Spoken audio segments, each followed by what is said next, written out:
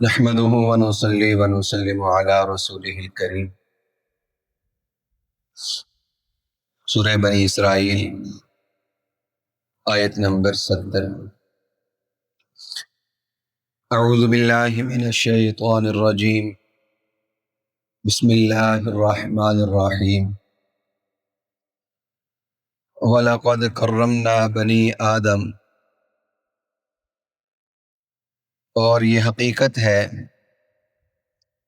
کہ ہم نے آدم علیہ السلام کی اولاد کو عزت دی ہے۔ وَحَمَلْنَاهُمْ فِي الْبَرِّ وَالْبَحْرِ، اور ہم نے انہیں خشکی میں اور تری میں سواریاں دی ہیں۔ وَرَزَقْنَاهُمْ مِنَ الطَّيِّبَاتِ، اور ہم نے انہیں پاکیزہ چیزیں رزق کے طور پر دی ہیں۔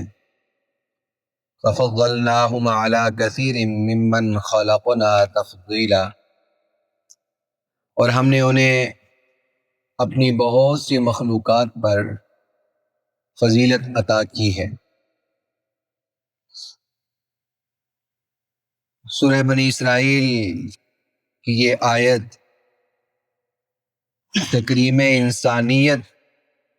پر ایک دلیل ہے، اور اللہ رب العالمین کی طرف سے تعلیمات اسلامیہ میں انسان کی عظمت اور توقیر کے حوالے سے جو باب بیان ہوا ہے، جو اس سے متعلق احکام اور مسائل بیان ہوئے ہیں، ان کا یہ ایک مقدمہ ہے کہ ہم نے آدم علیہ السلام کی ذریت کو، ان کی اولاد کو عزت اور ان کا تکریم انہیں عطا کی ہے، ان پر اپنا بڑا خاص کرم اور انعام کیا ہے۔ اگر گزشتہ آیات کو دیکھیں تو بڑا اس میں خاص ربط ہے۔ آیت نمبر 62 میں شیطان نے یہ کہا تھا، اَرَأَيْتَكَ هَذَا الَّذِي كَرَّمْتَ عَلَيْهِ، کیا اس شخص کو آپ نے میرے خلاف ایک اہمیت عطا کی ہے اور آپ نے اس کو عظمت دی ہے، علیہ میرے خلاف، یہ شیطان کا مکالمہ تھا وہاں پہ۔ تو اللہ رب العالمین نے شاہ فرمایا وَلَقَدْ كَرَّمْنَا،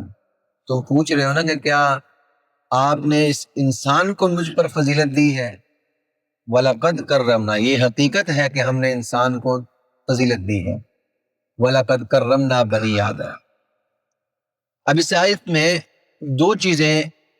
ایک آیت کے شروع حصے میں ہیں جس کو کہا کہ کرمنا بنی آدم، اور ایک آیت کا آخری حصہ ہے جہاں پہ فرمایا فضلناہم، ہم نے انہیں فضیلت دی ہے۔ دو چیزیں الگ الگ بیان ہوئی ہیں۔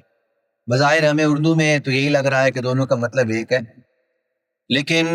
حقیقت میں دونوں کا مطلب مختلف ہے۔ تکریم کا تعلق انسان کو وہبی طور پر اور خلقتاً جو اللہ کی طرف سے مقام اور مرتبہ عطا ہوا ہے، تکریم کا تعلق اس کے ساتھ ہے کہ ہم نے فطرت میں ہی، تخلیق میں ہی انسان کو اعلیٰ مقام اور مرتبہ عطا کیا ہے کہ جو ہم نے دیگر چیزوں میں نہیں عطا کیا ہے۔ اور فضیلت کا تعلق اس کے ساتھ ہے کہ انسان کو اللہ تعالیٰ نے ایسی صلاحیت عطا کی ہے کہ وہ پوری کائنات کے اندر رہتے ہوئے اللہ تعالیٰ کا بطور نائب بن کے اس کی تعلیمات کا نفاذ کرتا ہے، جس کا ذکر پہلے پارے میں آیا ہے، جہاں فرشتوں کے ساتھ مکالمہ ہوا تھا۔ انہوں نے کہا تھا کہ ہم آپ کی تسبیح بھی بیان کرتے ہیں، پاکیزگی بیان کرتے ہیں، آپ انسان کو بنا رہے ہیں، وہ جا کے فتنہ و فساد برپا کرے گا۔ تو اللہ رب العالمین فرمایا انی جاعل فی الارض خلیفہ، میں اپنا ایک نائب بنانے والا ہوں جو میرے احکام، نائب کا میں نے خود ترجمہ بیان کر دیا۔ نائب بمانا اس معنی میں نہیں ہے کہ یہ صدر ہے اور یہ نائب صدر ہے، اس معنی میں نیابت نہیں ہے، یہ اس معنی میں نیابت ہے کہ اس کا امین بن کر اس کی طرف سے اس کے احکام کو لے کر اس کی اشاعت کرنے والا، اس کے نفاذ کرنے والا یہ بنے گا، اور پوری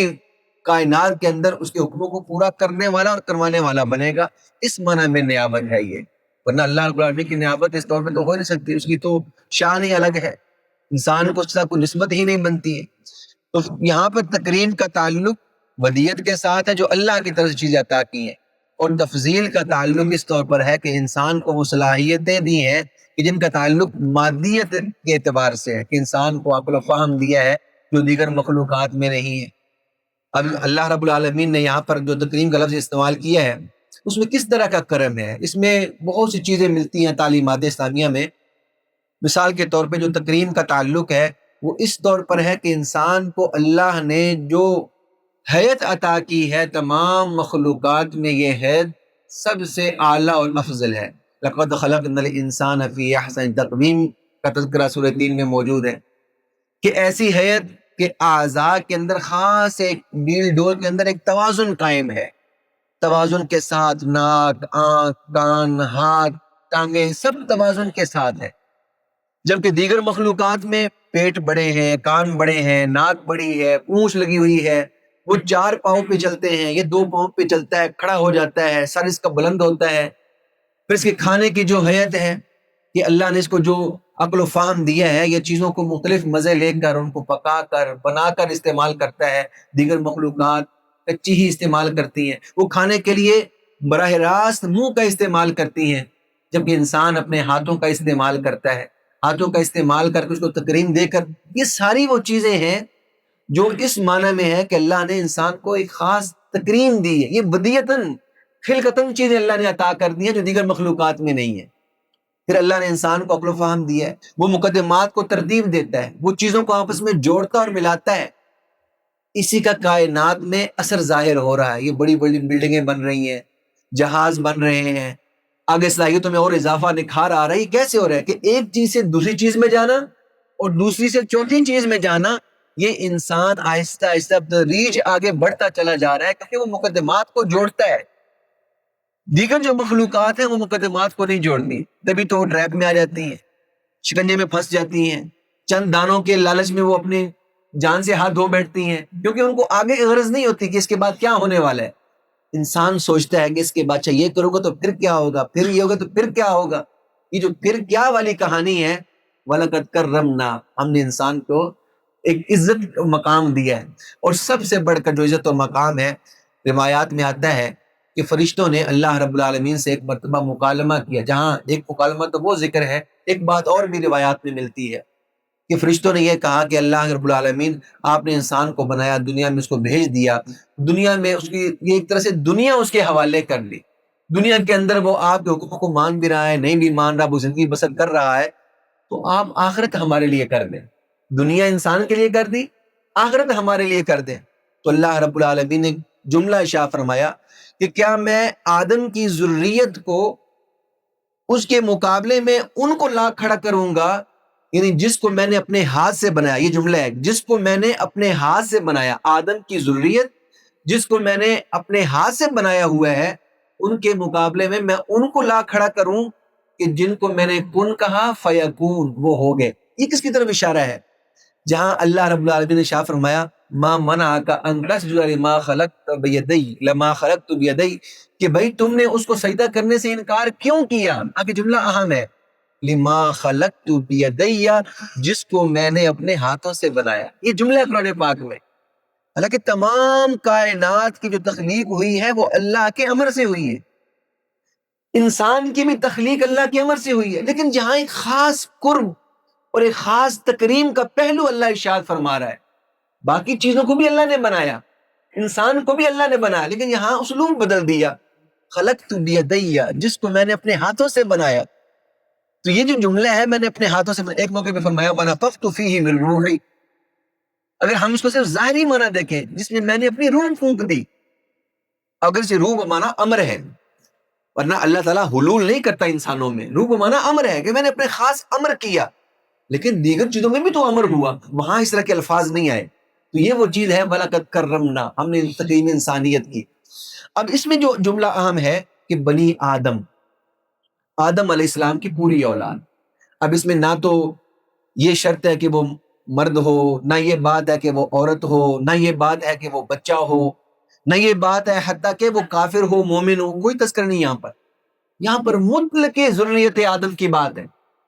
کہ جو تمام مخلوقات پر ذریت آدم کو اللہ نے برتری دی ہے۔ ہاں، اس برتری کی حفاظت یہ ہے کہ انسان اللہ تعالیٰ کی جو احکامات ہیں،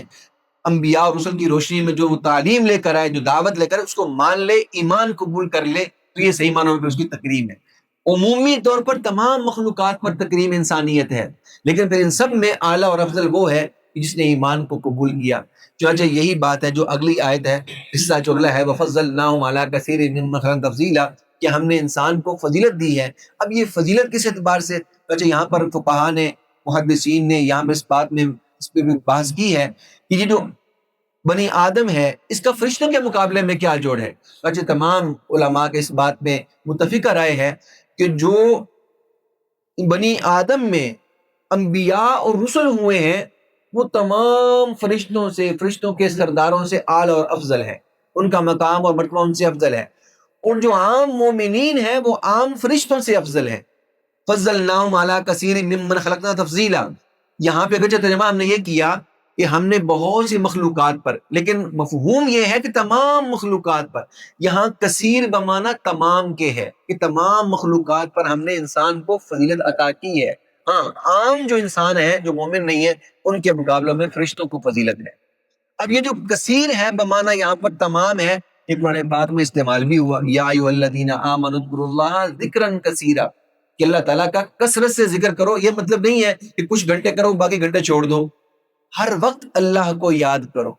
تو ایسے ہی ہر مخلوق پر اللہ نے انسان کو فضیلت دی ہے، تو یہ فضیلت کا تعلق، تکریم انسانیت کا تعلق، یہ آیت ہمیں دعوت دے رہی ہے کہ ہم انسان کی عظمت، اس کی توقیر، اس کی رفعت اور اللہ نے جو اس پر کرم کیا ہے اس کا پاس رکھیں اپنے معاشرتی معاملات میں، اخلاقیات میں، اور دیگر تمام تر جو ہمارا اس طریقے سے جو ثقافت ہے، ہمارا ایک شعار ہے، ہم اس میں ان چیزوں کو لے کر چلیں۔ ہم جو تکریم انسانیت ہے اس کو لے کر چلیں۔ یہی تکریم انسانیت کا آپ دیکھیں یوں پاس کیا اللہ نے کہ جب انسان فوت ہو جاتا ہے، یوں نہیں کہا اس کو ایسے ہی پھینک دو، اس کو نوچنے دو، اگر درندے نوچتے ہیں نہیں، اس کو کفن دے کر، کپڑے پاک پہنا کر، غسل دے کر، کافور لگاتے ہیں، خوشبو لگا کر اس میں پاکیزہ طور پہ دفن کرو۔ اسی تکریم انسانیت کی وجہ سے فقہا نے کہا ہے کہ پیوند کاری، خواہ مخواہ پیوند کاری جائز نہیں ہے کہ ایسے ہی اچھا جس کا کان خوبصورت ہے لہذا یہ تو دنیا سے چلا گیا، اس کا کان فلاں کو لگا دو، یہ پیوند کاری جائز نہیں ہے۔ ہاں چند شرائط کے ساتھ کہ جہاں پہ انسان کی جان بچ ہی نہیں رہی اور غالب گمان یہ ہے کہ یہ پیوند کاری کرنے سے جان بچ جائے گی، تو وہاں پر وہ پیوند کاری جائز ہے، وہاں پر بھی خرید و فروخت جائز نہیں ہے۔ کرمنا بنی آدم، ہم نے انسان کی عزت دی ہے، انسان مال نہیں ہے کہ وہ گلیوں میں، محلوں میں، بازاروں میں بکتا پھرے، یہ آرگن اتنے کا لے لو، یہ آرگن اتنے کا لے لو۔ کرمنا بنی آدم، مجبوری بن گئی ہے تو بغیر خرید و فروخت کے اس کو آپ آگے کر سکتے ہیں، لیکن وہ بھی مجبوری میں، جہاں ڈاکٹر کو اس بات کا یقین ہو جائے کہ ہاں دوسروں کو لگے گا تو غزن غالب یہ ہے، 70% چانسز یہ ہے کہ یہ بندہ بچ جائے گا، وہاں پر اس کو تکریم انسانیت جو ہے اس میں بھی اس کو لحاظ کرتے ہوئے اس کو آگے تقسیم کیا جا سکتا ہے، نقل کیا جا سکتا ہے۔ وہ تمام چیزیں ہیں جو اس آیت کے تحت آتی ہیں۔ اللہ رب العالمین مجھے آپ کو تعلیمات اسلامیہ پہ عمل کی توفیق عطا فرمائے۔ وما علینا الا البلاغ المبین۔ الحمد للہ رب العالمین والصلاة والسلام علی سید الانبیاء والمرسلین رب ارحمهما كما ربياني صغيرا ربنا هب لنا من ازواجنا وذرياتنا قرة اعين واجعلنا للمتقين اماما وصلى الله تعالى على رسوله النبي الكريم وعلى آله وأصحابه أجمعين آمين برحمتك يا أرحم الراحمين۔